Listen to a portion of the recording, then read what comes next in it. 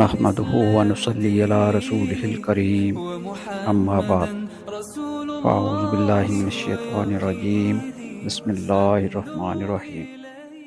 آج ہم ایک ایسی دعا کی بات کرنے جا رہے ہیں جو خود رسول اللہ صلی اللہ علیہ وسلم نے حضرت ابو بکر صدیق رضی اللہ عنہ کو سکھائی تھی۔ اس دعا کا ہر لفظ ایک دعوت ہے اللہ کی رحمت اور مغفرت کے لیے۔ ہم انسان غلطیاں کرتے ہیں، مگر اللہ سے سچی مغفرت کی دعا کرنا ہمیں گناہوں سے پاک کر دیتا ہے۔ یہ دعا صرف حضرت ابوبکر رضی اللہ عنہ کے لیے نہیں تھی، بلکہ ہر مسلمان کے لیے ہے۔ تو چلیے سنتے ہیں یہ خوبصورت دعا۔ حدیث میں آتا ہے کہ حضرت ابوبکر صدیق رضی اللہ عنہ نے رسول اللہ صلی اللہ علیہ وسلم سے کہا، مجھے کوئی ایسی دعا سکھائیں جو میں اپنی نماز میں مانگا کروں۔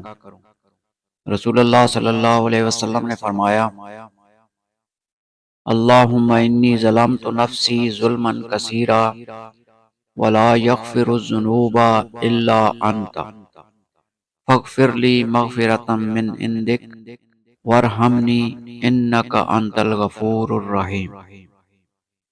ترجمہ: اے اللہ، میں نے اپنی جان پر بہت ظلم کیا ہے اور تیرے سوا کوئی گناہوں کو معاف نہیں کر سکتا۔ اپنے خاص فضل سے میری مغفرت فرما اور مجھ پر رحم فرما، بے شک تو بہت بخشنے والا، نہایت رحم کرنے والا ہے۔ سنن ابن ماجہ، حدیث نمبر 3835۔ اس دعا سے ہمیں یہ سبق ملتا ہے کہ اللہ تعالیٰ کی رحمت اور مغفرت کا دروازہ ہر وقت کھلا ہے۔ ہم اپنی غلطیوں کا اعتراف کریں اور اللہ سے معافی مانگتے رہیں۔ یہ دعا ہمارے دل کو ہلکا کرتی ہے اور ہمیں اللہ کے قریب لے آتی ہے۔